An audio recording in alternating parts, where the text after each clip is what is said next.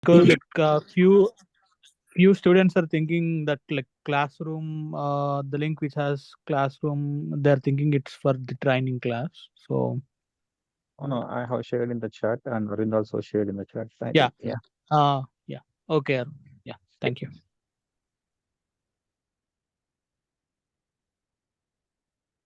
Everybody has joined the classroom.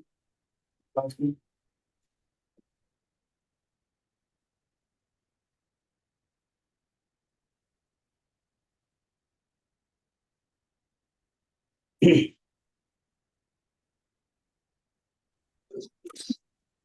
This is the yesterday one I did. Okay.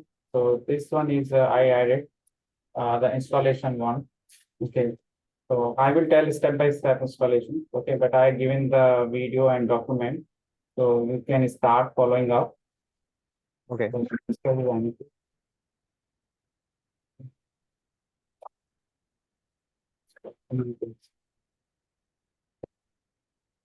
So how you have to start? You have to first download the virtual box. So you can download the virtual box from the virtualbox.org, this website you will get. And here is a Windows host, you have to take it and you have to download the CXE and install in your Windows. Okay. Once it is installed, you will see the virtual box look like this. Okay, so you will get here as a virtual box. So I have already added my Ubuntu here, but you will see there is no Ubuntu. You have to create a one new machine you have to create. So second thing, what we needed that we needed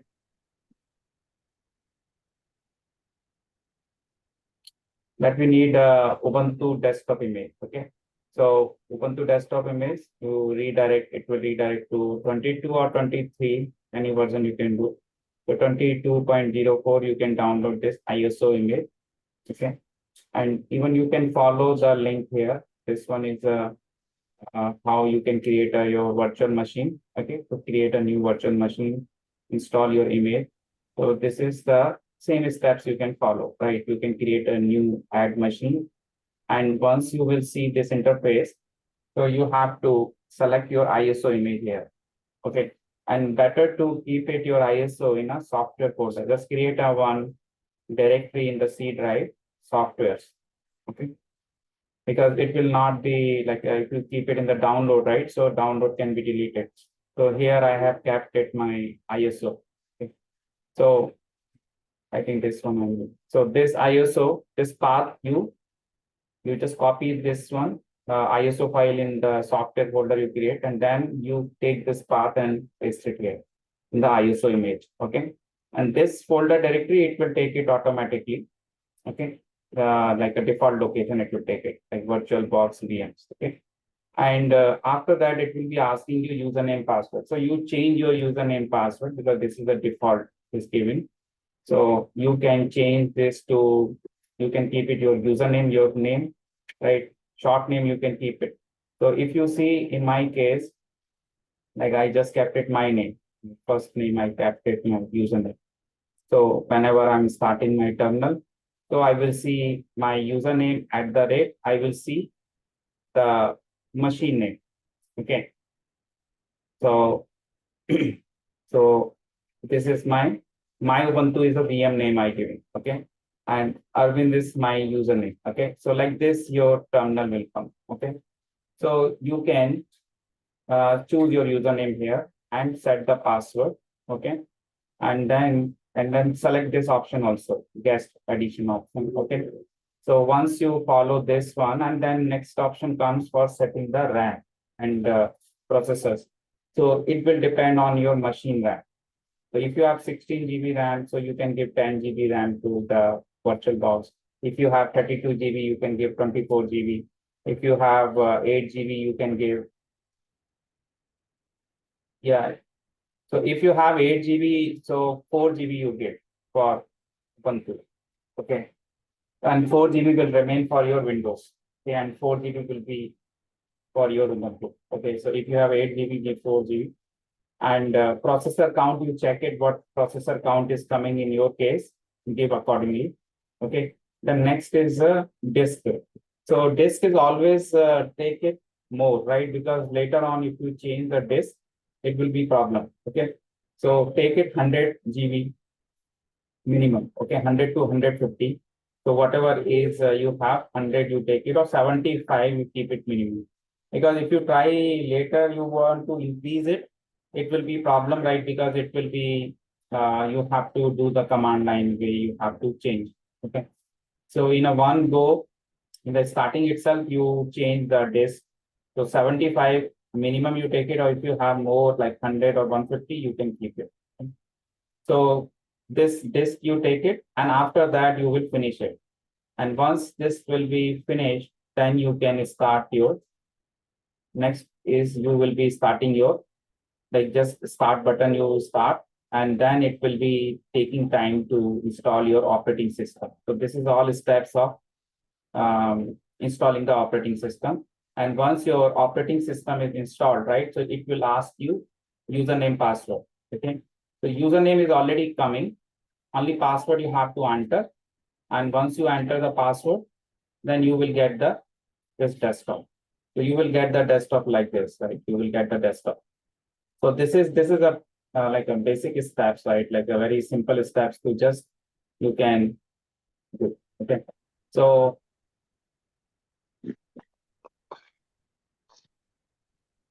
once your VM is created, right? Once your VM is ready, right? You can come to the. So you have to first of all, anybody is asking me?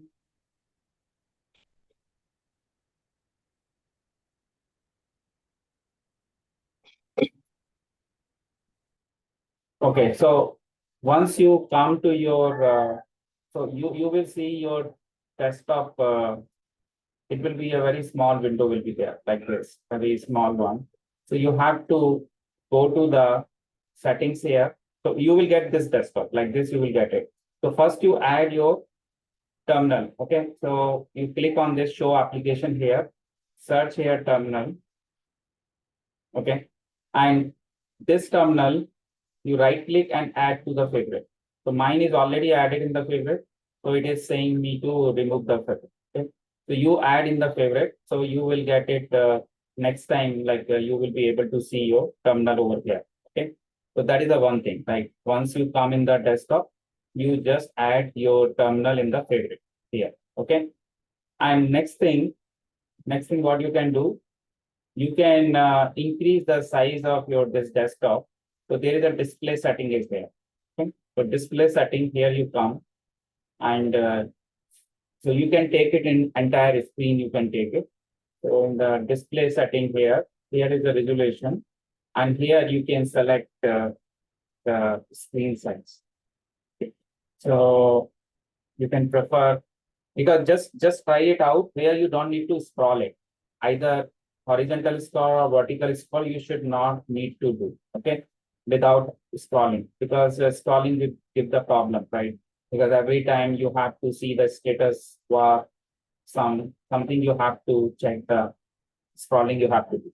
So better to do I think quality 960. This one is good. Okay, so you can check it. Once you apply it, you can see how it is.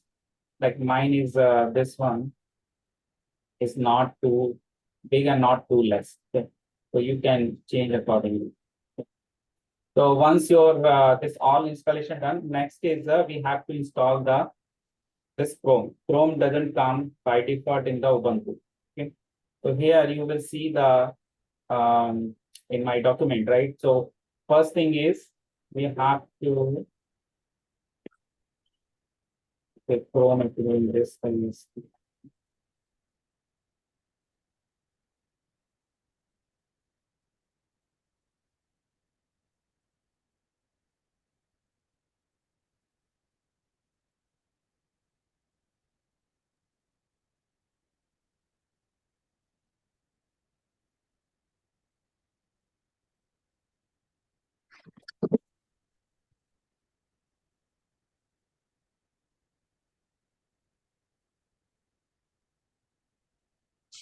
and and one more thing is when you install Ubuntu right? So you will not be able to run any command directly on the terminal. So what you need to do, you have to go to the root su minus.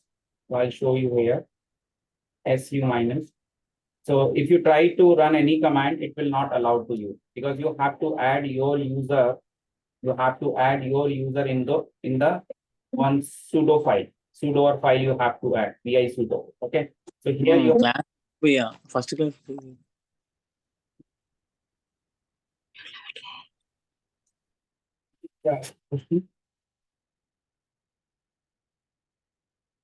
okay. So once you come to the once you come to your terminal here, so you do su minus. Okay, give your password and next is vi sudo. Now you are in the root and then you do vi sudo. Okay, and once you come to the vi sudo, you will see here only root is there, right? So for you, it will be root only, and you add your username, whatever username you keep it, you add a username, and everything is keep it as it is. The other things you keep it as it is, and then you can :wq, you can save the file. Okay, so this file you save it and come to, you can exit, and then you can run any command. Okay, so this is the one thing you have to do, otherwise you can't run any command. Okay, so you have to add this thing, and this is a vi editor. Actually, this is not a nano editor, so you can simply here you can escape, then :w. Okay, so I think in the Linux is the escape is coming out from the editor, and :w2. Exclamation. So you will be saving your file and exit. Okay. So this is the this line you have to add. Okay. This line you have to add. Okay.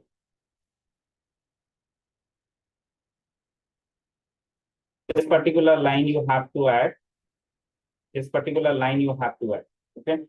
And then you come and then you run this sudo apt update. Sudo apt update command is it will update your Ubuntu packages.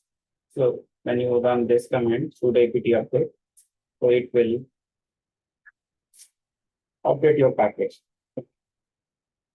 Okay, next thing is I'm able to copy paste from the outside to my Ubuntu. How I am able to do? You have seen, right? I copied from this Windows machine. I copy this and I'm able to paste it here, right? So for this, what you need to do, you have to go to your setting. Go to your setting. Here is a advanced option, and here you enable this bi-directional. Okay, these all things are there in my notes. Okay, if you see, I will share you this one also. So here it is already mentioned this. Okay, this bi-directional we have to set. Okay.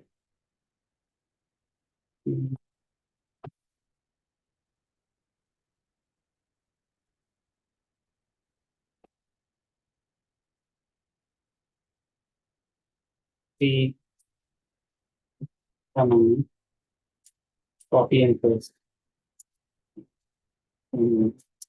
from Windows to Ubuntu, Windows server. So you have to go to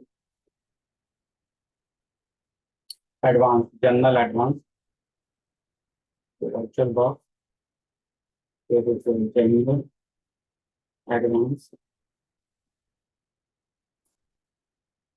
And there you have to share clipboard. So I take the screenshot.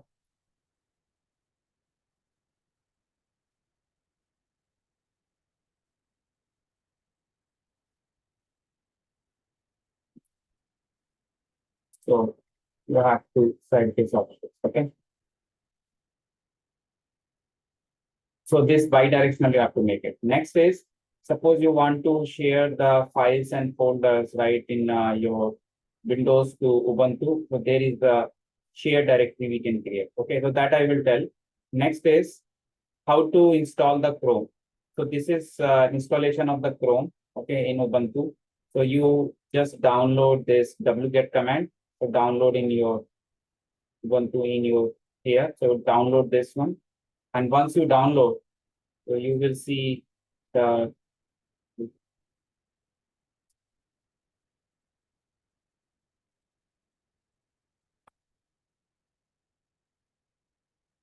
this Debian package. In case it is already downloaded.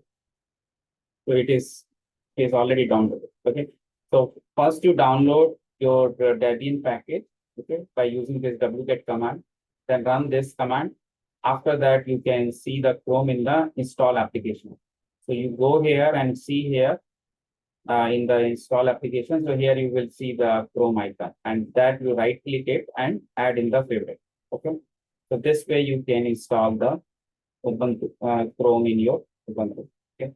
Because Chrome is faster than the Firefox, because by default it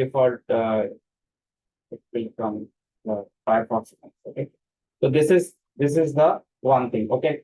So now how many things you have to do? I just write it down here. So that one thing you have to virtual box, then you enter in the virtual box, Ubuntu, enter in virtual box, Ubuntu. Okay. So maximize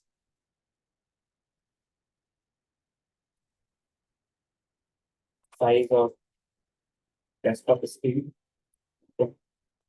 That option I showed you, right click and then you can say display screen option. Okay. So that you can increase the size. And second one is you can add terminal in your favorite, add terminal in favorite. Okay. And virtual box like by direction. So in Java, bi-directional option you can choose bi-directional for copy paste from Windows to Ubuntu. So next is what we take next. There is a Chrome installation, in Ubuntu, and set it in the favorite. And before this, like all this, like you have to do this sudo root. Otherwise, you can't run any. Have to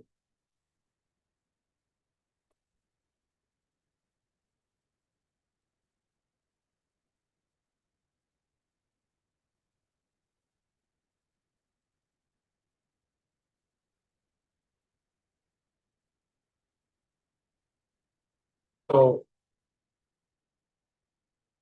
this thing you have to do once you enter in your Ubuntu. First thing you have to do this, and then you have to run it. So this is the first thing you have to do on the virtual box and Ubuntu.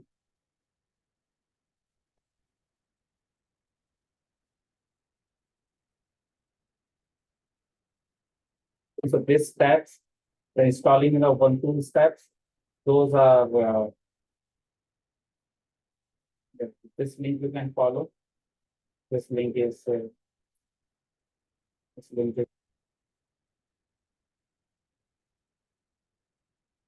Ubuntu. This is a virtual box, and then this is a setup of Ubuntu on virtual box. And once you enter in the virtual box, so you can do all those things. Clear this one. So this one once done, then we can do the other setup is the Hadoop installation. So we have I explained that setup, okay, because when you do that setup, then how to do that setup. Okay. So when you come to here installation of Hadoop. So installation of Hadoop, the link is also I have mentioned. Okay. We need a JDK. We need a Java JDK we need. So Java JDK 8 we need. Okay. So this is the steps for JDK installation. So I'm just mentioning here Hadoop installations. Hadoop installation.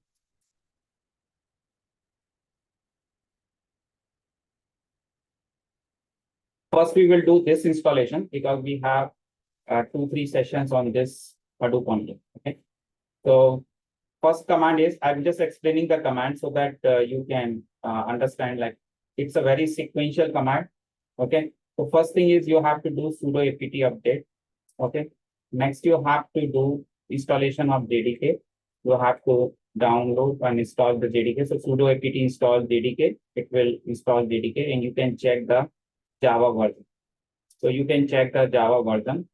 And next is you have to install the OpenSSH server and client. So this is basically the passwordless, right? So we install OpenSSH server and OpenSSH client. Like SSH connection purpose, we install this module, okay, library. So next you have to install the sudo apt install OpenSSH server and client. This steps we will not do. We will not create any Hadoop user. We will install Hadoop in our own user. Like you have to do every command here in your your own user. You have to do all these commands in your own user. Okay. So whatever command I'm telling, you have to do all these commands directly in your own user. So here you have to follow all these commands. Okay. So we will not create any, this step you don't need to do. Okay. You don't need to add a user or you don't need to go to your user. So again, we have to start this passwordless command. So after this command, we will run this command. Okay. I'm giving a document, but I'm telling you, you follow this command, what command I have written. I'm pasting here the link also. So if you have any confusion, you can see the link, but follow this command, what I'm giving here. So just copy paste this command and run it. Okay. But this all you have to do once the VirtualBox Ubuntu is ready, right? When before that we can't do. Okay. So you copy this permission command. So permission command is basically giving a authorized key, right? Where you are making a passwordless SSH authentication. So you are giving a 600 permission. So if you know about in Linux, right? So I will explain some Linux classes also, right? What is different Linux commands are there. So I will explain those commands. Okay? So this is basically giving a permission to your authorized key, right? Authorized key file is there. You are giving a permission to this file of 600 permission. Okay, like read, write, execute permission you have to. And next is you have to verify whether your SSH localhost is connected or not.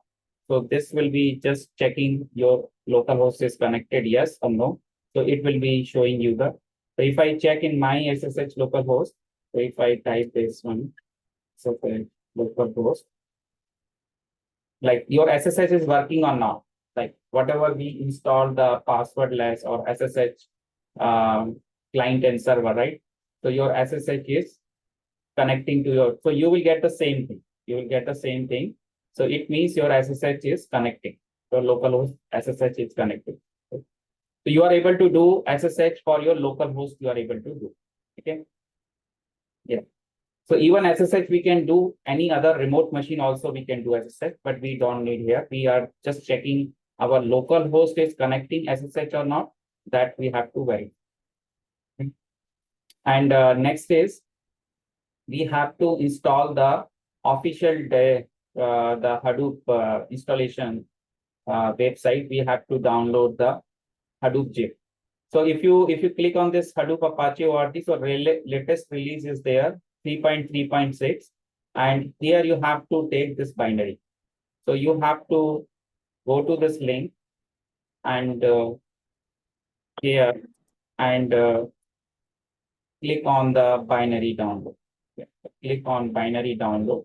So it will be a zip file. You will zip file or tar file you will download here. So this binary one. And once you download this file, you have to extract that file. Okay. So extract the zip. So what we need to do here, once we click this and we will download this tar file, click further, it is tar file. You click on this, it will take you to, this is a tar file. So this link I'm directly giving, you can directly open this link. Okay, so it will ask you the, you want to say it. Okay, so here So this one will be giving this link. This link you click and download this Hadoop 3.3.6 star file and extract this one. So you will get Hadoop 3.3.6 folder, and that folder, what you will do, your home directory. So I'm just taking my example. So I will create a one more directory software. Okay. And this software directory, I will place it this Hadoop 3.3.6. So Hadoop 3.3.6. So this directory, this extracted version, I will copy here. So initially it will be downloaded to your download folder. It will be downloaded to download folder. So it is downloaded to the download folder, and from there you have to extract it and keep it in the software folder. So this software folder will not be there. So you have to create. So I show you like mine one. So you have to create a software folder. So here,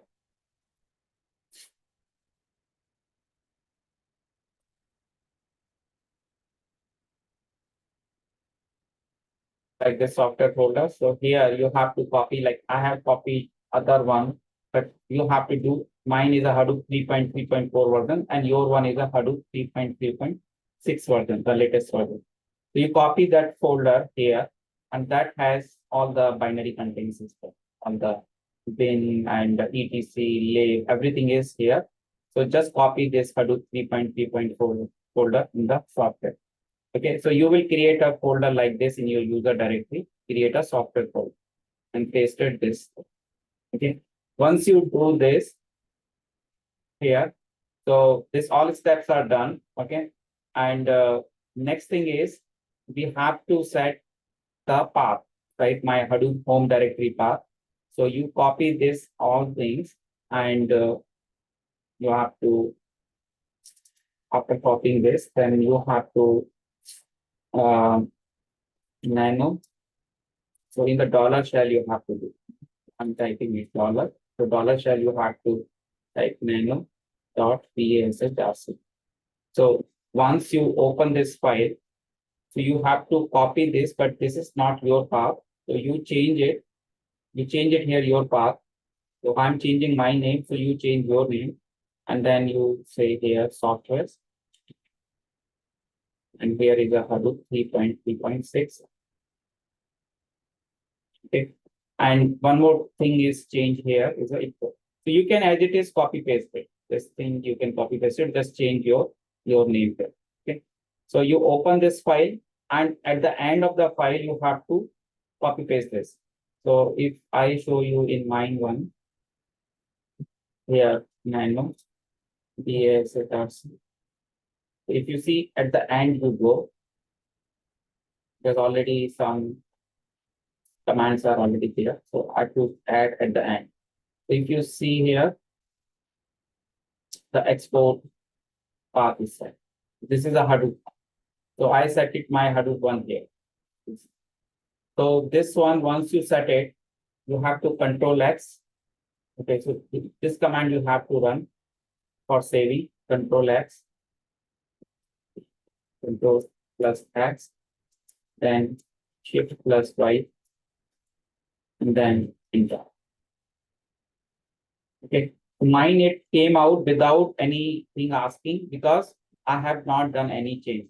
If I do any change in my this configuration file, suppose I show you, if I just add a one empty line, okay, because if there is no change, if you do control X, it will not ask anything.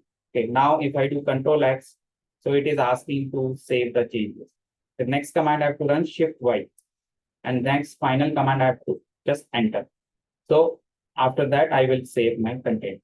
But next, one more thing you have to do whenever you are editing this file. This is the environment file for the Ubuntu. So after this environment file, you have to use source command. If you have not applied this source command, so whatever changes you did, it will not be reflected. It is saved, but it will not be applied. Okay.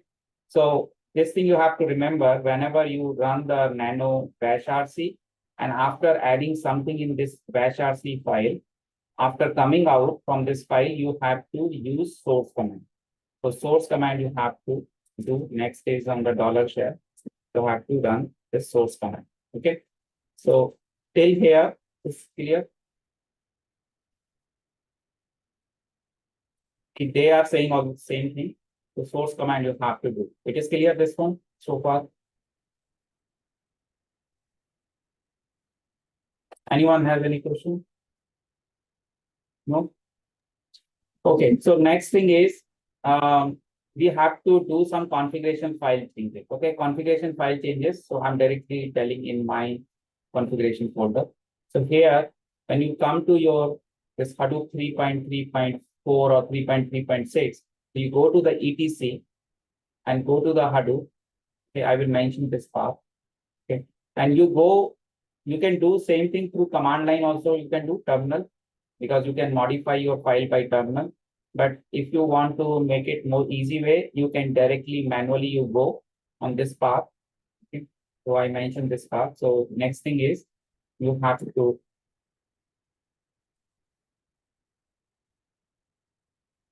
next go to this path, but change your version, check your version and this one. Okay. So once you come here, so first one you have to open. First you open the here one file, Hadoop env.sh. This is the Hadoop env.sh. So this Hadoop env.sh file, you open it. Okay. And what change you have to do in this file, you have to add your JDK path. So export Java home. So copy this thing, export Java home. So you have to add like this. I have already added. So in your scenario, here you open Hadoop env.sh. Okay. Open this file and add this entry. Anywhere you add it and save it. Okay. Save the file using Control S. Save the file. Okay. And close the file. Next file you have to open here. Next file. Okay. So you close this one. Next one is a core site.xml. The core site is the configuration file for the Hadoop. It is having the information about the storage and process. So you open this file, text editor. Okay. Text editor also you can add it here, because initially the text editor will not be there. So you can go to the application here, and here you can type the text, and then you can add the text editor. So this text editor you can add in the favorite, and then you can use it this text editor. Text editor also you can add it. I just mentioned here. Add from install application.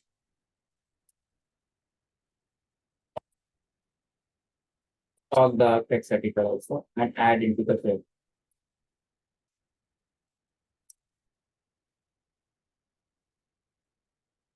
Okay, so now next file is, so this is the first, the one file. Another file we have to open the core site.xml, core-site.xml file. And this file, we have to open it. And what change we have to do in this file? In this file, if you see core site.xml, you have to copy this configuration. Okay, so in the core site.xml. So configuration tag will be there. Empty configuration will be there. So there will be no property tag, only configuration / configuration, configuration and / configuration. So this tag will be there. So you have to replace it with the entire configuration. Okay. So what you have to do, you have to open this core site.xml file and replace it. But one change you have to do here, just change your username is here. Okay, just change your username in this one. Okay. Second, next file you have to open. Next file you have to open sdfs site.xml. sdfs site.xml. So this file you open next file. So you go to the sdfs site. So there is this configuration is there. The same like you copy this configuration, and this configuration you paste it on the configuration tag, and again you change here your username. Okay. So when I give you document, you change your username, otherwise it will not work. Okay. So you change your username. Okay. And that's it. And last two more files also there. One is the open mapred site.xml. But here is no change. As it is, you have to copy paste it. So mapred site.xml. As it is, this copy paste. You have to copy paste it. And last one is a yarn site.xml. So yarn site.xml is file, yarn site.xml. So these all configuration file is making your changes for your Hadoop installation. So open yarn site.xml file, and this file you add this on copy. So copy this all configuration and add this configuration to this configuration. You just as it is add. Okay. Once after done this, so the final action we have to do HDFS name node format. It is kind of format command, right? Generally, we setting our operating system, right? And so Hadoop is also a one file system, right? So we have to format that file system, right? We have to make it entire file system format. So that command is the HDFS name node minus format. So you run this command on the $show. So you will be, after doing this all configuration file changes, next is you have to run this command. Okay, so dollar you don't need to copy, only HDFS name node format. Once you run this command, your Hadoop will be ready. Now you have to start the Hadoop service. So two commands are there. Like one is for name node, data node, secondary name node. These are the storage service, and yarn.sh is the processing services. Or if you don't want to start separate two service, you can directly one command you can do. So that command is the start-all sh. If you run this command, or other alternate is there, start dfs, start-dfs .sh command, and start-yarn.sh command. Okay, so total 5 services are there. So 3 services will be starting here. 3 services will be starting here. So one is a name node service. I will talk about this all. Okay, name node is a master name node, master node, name node, and data node, and one is a secondary name. The secondary name node is a backup node of your name node. Okay, and yarn.sh, which is starting the 2 services. The 2 services are resource manager, and node manager. So if you are starting directly start all.sh, it will start all 5 services together. 5 services all will be started. Okay. So whatever command you use, like you want to just quickly you want to start, so start all.sh, you do all 5 services will be started. Okay.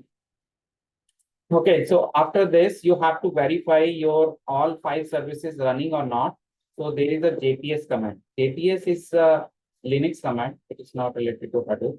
So you $shell, you run JPS. So it will be showing you all 5 services are running like this, like data node, name node, secondary name node, all 5 services you will see. Okay, and one UI interface is also there. Like you want to check like user interface. So this localhost 9870 you can check. So this is for user interface. So this is a Hadoop file system user interface. You can check your complete cluster, like one node cluster. This is the name node is on the same node machine, data node is also in the same machine. So everything is in the same machine. So user interface. So this is all about your once. This is like a 10-minute steps. Like if you have steps, you can make it ready your Hadoop in the 10. Okay. But if you missed any step, or if you have not followed the proper sequence and steps, so it may take 3-4 hours to debug. Okay. So installation is easy, but debugging is more difficult. Okay. So better to like step by step you do, and everything is right. Once you this step, you will come to know whether your Hadoop is installed properly or not, because you should not get any error. So when you run this name node format, so after this, it should be showing something like this, like it should not show any error. If any error is coming, it means something it not configured properly. Okay, might be you forgot your username, you have used my username. So it will not be able to create this directory. Okay, so this directory will be creating in your username. So you have to change wherever my username is coming. So everywhere you have to change your username. Then only it will work out, right? If your Hadoop home path is not set properly, so you will not be able to start your this home path we have to set. So everywhere you have to change your username. Okay. So next thing is this is a one basic installation. So if anybody keep it ready tomorrow, I will show you once in one person system I can do that. Okay. So everyone can try your own, right? Because installation is not difficult. Okay. So if someone wants to get it installed tomorrow, I will do it. Okay. If you ready your Ubuntu. Okay. Okay. It is clear so far. Okay. So next time, just starting from the Bigdata fundamentals. Okay. This we will use it for Hadoop command and Hadoop file system. We will use it for doing the practice of the Hadoop file system as a Hadoop command server. But before that, okay, we have to go through the basic fundamentals of the like a big data concept. Okay, so I'm going to start.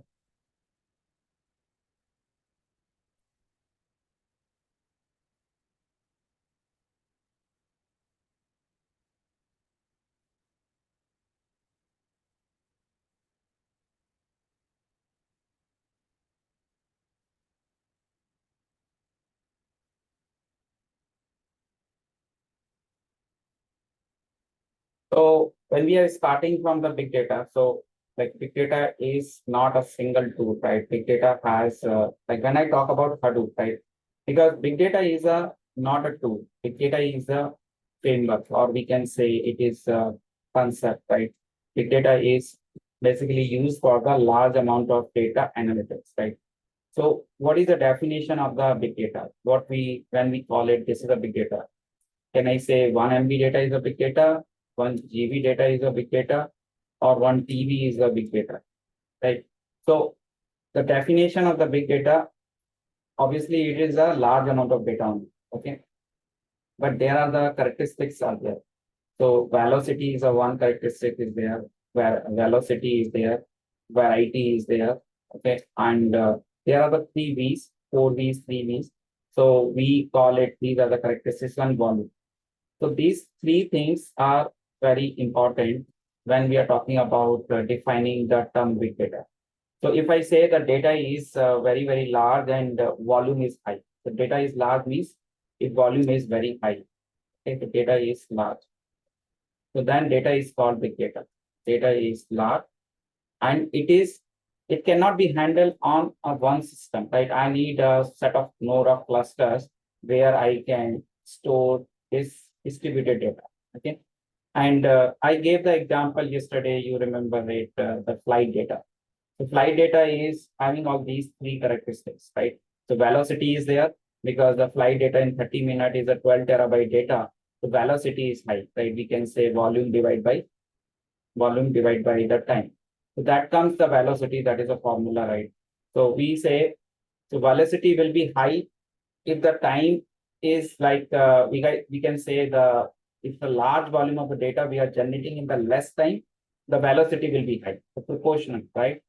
So velocity is high and variety is the data is coming from the different sources, right? So data not only, I say only files data, the data could be from the files, websites data.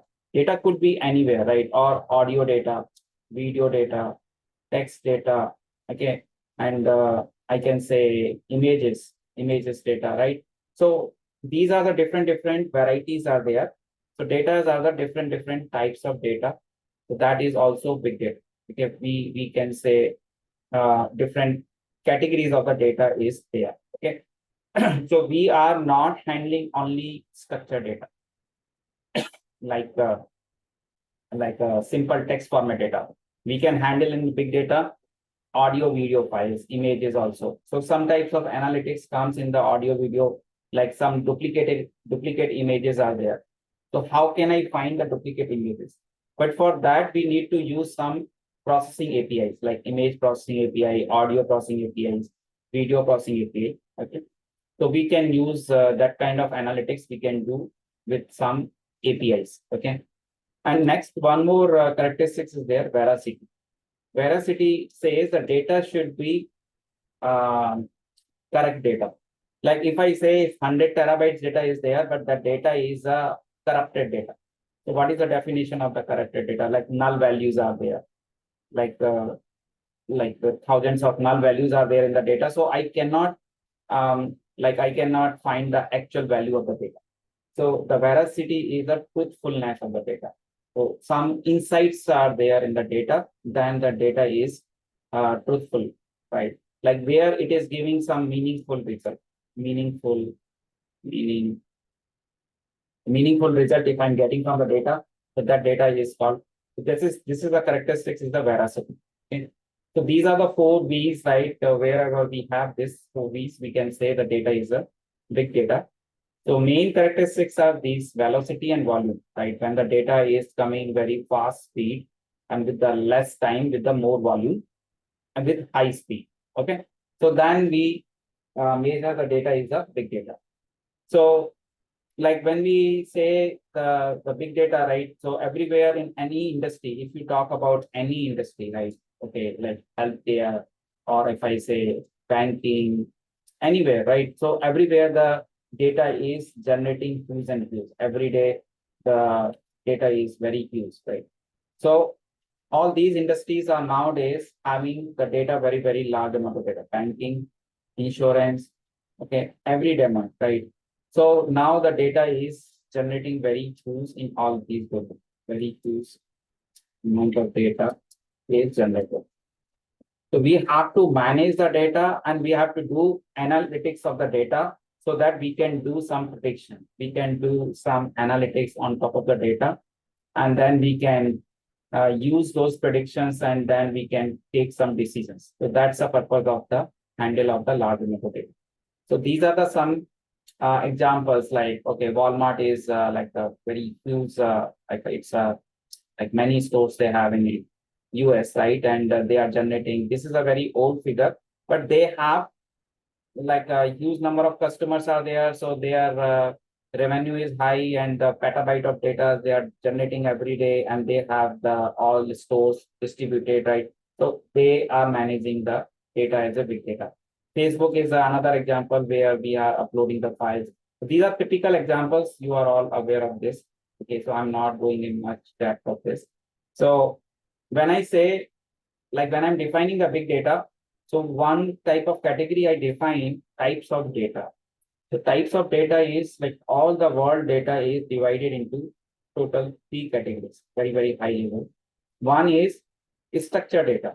Structured data is very like a tabular format data, or you can say database data, or you can say where is a fixed dimension there. Okay, yesterday also I was talking about this structured data. So fixed dimension data is called the structured data, and the data we can measure easily. Like suppose I say I have a table, and table has the fields, like a name field is there, age is there, date of birth is there, name, age, DOB.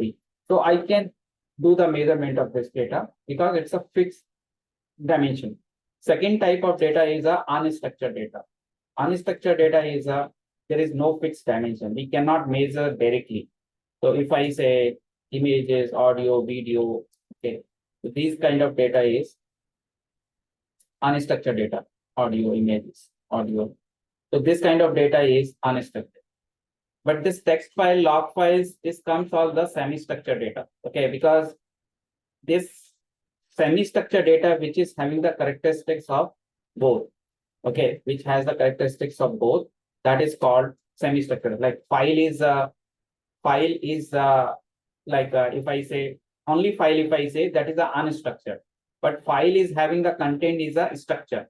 So any type of file, right? XML file, CSV file, JSON file, okay, log file, okay, logs file. So these are all semi-structured data because file itself is unstructured, but content in the file is a structure. Okay, so that is the reason these example are the semi-structured. Like one more example is email. So email, I have a body and subject is there, right? So body is like I said, is a text format structured data, and I have a image attachment image, so that is basically unstructured data. So this kind of categories we can do in the data. Okay. Next is I already explained about this velocity, variety, and volume and the veracity. Okay. So these are the different V's are there. Okay. So next we come to what are the limitation of the existing warehouse tool. So we are using like SQL databases so far, right? SQL databases, like last 30-40 years, we are using SQL databases, 30 years old. Okay. Like we say Oracle, MySQL, these are all SQL databases too. Oracle, MySQL. So there was some limitation in these databases, right? The data cannot be shared across the nodes. Like it's a vertical scalability. So two terms will come, horizontal scalability and vertical scalability. So horizontal scalability, vertical scalability.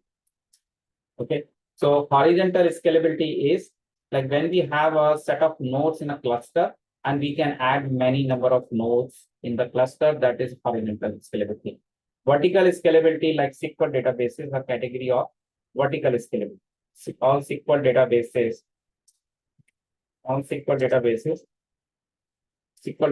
are the category of the vertical scalability. So here is a capacity is there, right? Limited, there is a limit is there, right? Limited RAM, right? So some extent I can increase RAM, but there is a limit, right? So limited RAM, disk, right? All these things and the CPUs, right? Okay, the CPU. So these are the vertical scalability. And horizontal scalability, like Hadoop is a horizontal platform scalable, and NoSQL database. So NoSQL databases, we know, right? Mongo, Cassandra, these are the like horizontal scalable. MongoDB, Cassandra. So these are the many example of horizontal scalable, right? These are the NoSQL database. So when we are talking about the big data, definitely we need a horizontal scalability because our data is not limited to one system. Okay, so we have to make a set of node of cluster.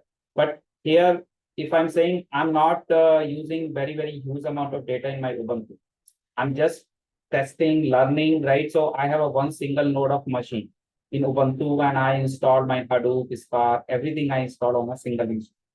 But if you see the scenarios of the companies, so companies are using some Cloudera or some other like distribution, right? Okay, they are using or cloud-based version they are using. So they are using EMR cluster. So there are set of nodes because their data size capacity is too high. Okay, so they have to use it. Okay, but for us, like there is no use case for the large amount of data. So we are see data is small or big is not a matter. If you are understanding the logic, like how to do analytics, so only the cluster capacity you will increase, your processing will be faster. If your single node you are doing, it will be taking more time because it will depend on your RAM and disk in your single node machine. But when you come to the same logic in the cluster, so automatically you're increase the speed and everything. So we have we have to learn concept, okay? Because the same data size you take it in a like a single node machine, and when you go to the large cluster, automatically it will be scale out. Okay. And RDMS is not designed for scale out. Okay, cannot handle. These are the limitations. So these all limitations are overcome in the Hadoop. Okay, so Hadoop is a platform. So even we cannot say Hadoop is a database. Hadoop is not a language. Hadoop is not a So Hadoop is a platform which is supporting all types of data, supporting, right? Unstructured, semi-structured, any type of database also it's supporting, right? Like NoSQL database. So you are not installing any software there. You are just using the data analytics you are doing in Hadoop platform. You are using those other different databases tool or any tool you are integrating with the Hadoop. Okay. So we can say Hadoop is a platform just supporting for all types of data, and all types of tools. Okay. Whatever tool you can think in mind, all integration nowadays is there in the Hadoop. Okay. Like DBs or NoSQL DBs, SQL DBs, visualization tool, anything. Everything is now integrated with the Hadoop Spark. Okay. So that is the reason Hadoop is not generating the data. Okay, all types of tools. So Hadoop is not generating, it's not having its own data. We need to bring the data here. Suppose if I'm saying large amount of data I want to handle, so I have to integrate some database tool or something. Then I only get the data there and I can do the analysis. Okay, so I will talk about some ingestion tool. Okay, ingestion tool is a scoop, right? So scoop is bringing data. Scoop is bringing data from RDMS database. Okay, so this all we will see. So first is the fundamental things, right? Here we are processing all types of data, and the Hadoop is the open source. So the one benefit of that, like Hadoop is open source tool. Okay. And I will talk about its history, right? How this tool came in the picture, right? Like one guy is a dog cutting, okay, and this guy has invented Hadoop in year 2004. Like 2004, the first release, right, came, okay. But the starting point of the Hadoop is 2000, okay. So that time the Google published his paper with the Google MapReduce and Google file system. The Google file system one as a like a same like Hadoop file system as a storage, okay, and Google MapReduce is a processing component, okay. But these papers they published, but they haven't worked on that. So this guy has took the inspiration from these papers and he has launched Hadoop file system. Okay, and this Hadoop name came from the toy symbol you see, it's a toy elephant symbol, elephant symbol, right? He saw his kid to playing with the small toy elephant, so he gave the symbol for the Hadoop to the small toy elephant. Okay, so a small toy elephant symbol is given to the Hadoop. It's given to Hadoop. Okay. And second one, he introduced the MapReduce. So MapReduce, these two core components, because any system need two things. One is storage and second one is a processing. Because storage we need, like we can store the data permanently on that storage, right? And processing we need, like whenever I want to process data, I can read the data from Hadoop file system, from the storage. Okay. So why these two together? Because Hadoop file system is a design in a different way. Because Hadoop file system is not like a Linux or Unix or Windows file system. The main difference, because why it is able to process the large amount of data, because it's a block size. Okay, so block size in Hadoop file system is nowadays the block size is the 128 MB. So 128 MB size is the one block. Okay, in Hadoop 3.x and 2.x. The earlier version is the 2.x. But in 1.x, it was 64 MB. So they increase it. So what is the reason behind that? They kept it the larger block size. If I say Windows file system block size, so block is nothing but whatever you say like KBs, MBs, GBs, right? It can be converted into the number of blocks. So data is divided into the blocks, and that is representing your GBs and Bs, okay, like that. So Windows file system has 6 KB block on. So 6 KB is a one block. 6 KB size is the one block. Is one block. So can you think of like if I'm going to do 1 GB file, so how many number of blocks will be there in Windows? So Windows it will be too many blocks, right? Okay. Windows have too many. Okay. But in case of Hadoop, it's only 8.9 blocks. Okay. Okay, I will talk about more like how this block size, all these things are distributed. Okay, so you will easily understand, right, why we talk about Hadoop should be having a larger block size, because the data processing will be faster if the number of blocks are less. Okay, I will share this. All PPTs are there. You can go through it. Okay, and you can. I have already pasted some more documents there, so you can go through it in your this classroom. So this is all installation. I will add some more documents so that you can keep reading about the architecture. Okay.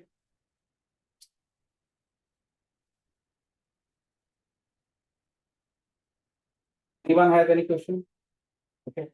Let's connect tomorrow. Okay. I will upload this video in the classroom. Yeah. Thank you.